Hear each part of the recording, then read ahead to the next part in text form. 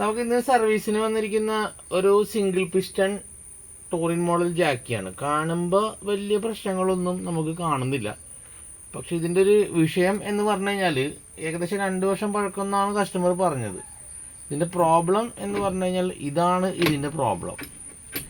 ഇത് ഇപ്പോൾ നമുക്ക്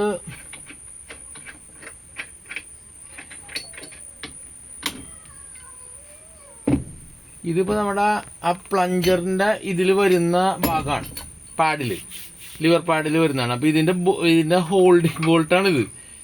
ഈ ബോൾട്ടിൻ്റെ അവസ്ഥ കണ്ടില്ലേ?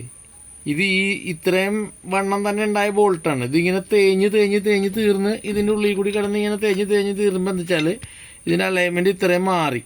അലൈൻമെൻറ്റ് മാറിയ ശേഷം ഈ ഭാഗം ഇതിൻ്റെ ബോഡിയിൽ സൈഡിൽ വന്ന് ഉരഞ്ഞ് നമ്മൾ ശ്രദ്ധിക്കാതെ, ഇതിന് ലിവറേജ് നല്ല നീളമുള്ളതുകൊണ്ട് അത്യാവശ്യം ലോഡ് ആണ്, നല്ല ലിവറേജ് കിട്ടും. അതുകൊണ്ട് തന്നെ ഈ ഒരു തടസ്സങ്ങളൊന്നും നമ്മൾ അറിയില്ല.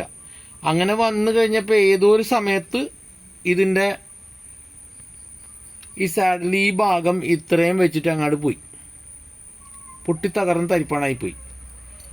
വേറെ ഒരു കംപ്ലൈൻറ്റോ കാര്യങ്ങളോ ഒന്നും ഇതില്ല. പുതിയ ജാക്കിയാണ്. ഇതിൻ്റെ ഈ ബോൾട്ടിനും കുഴപ്പങ്ങളൊന്നുമില്ല, കറക്റ്റായിട്ട് ഇരിക്കുന്നുണ്ട്. പക്ഷെ ഇവിടെ നിന്നൊരു ഈ അലൈൻമെൻറ്റ് പോയതിൻ്റെ പേരിൽ ഒരു ഇതിൻ്റെ പ്രോബ്ലം എന്ന് വെച്ച് കഴിഞ്ഞാൽ, നമ്മൾ ഈ ജാക്കി നമ്മൾ വാങ്ങിക്കുമ്പോൾ നിങ്ങളെല്ലാം ടെക്നീഷ്യന്മാരായതുകൊണ്ട് ട്രേഡർമാർ ഇത് ചിലപ്പോൾ പറഞ്ഞു തരും, ചിലപ്പോൾ അവർ അറിയാത്തതുകൊണ്ടായിരിക്കും. നമ്മൾ ഇങ്ങനത്തെ ജാക്കിയുടെ ഒക്കെ ഈ 2 ബോൾട്ടും ഇതിൻ്റെ എല്ലാ ഭാഗം നമ്മൾ എപ്പോഴും ഗ്രീസ് ചെയ്തുകൊണ്ടിരിക്കണം. നല്ല രീതിയിൽ ഗ്രീസ് ചെയ്തുകൊണ്ട് ഉപയോഗിച്ച് കഴിഞ്ഞാൽ നന്നായിട്ട് ലൈഫ് കിട്ടുന്ന ഐറ്റാണ്.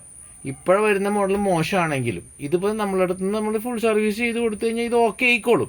എങ്കിലും ഭാവിയിൽ ഇത് വരാതിരിക്കാൻ, പിന്നെ ജാക്കിയുടെ ക്വാളിറ്റി മോശമാവുന്നതനുസരിച്ച് ബോൾട്ടിൻ്റെ ക്വാളിറ്റിയൊക്കെ മോശമായിരിക്കും.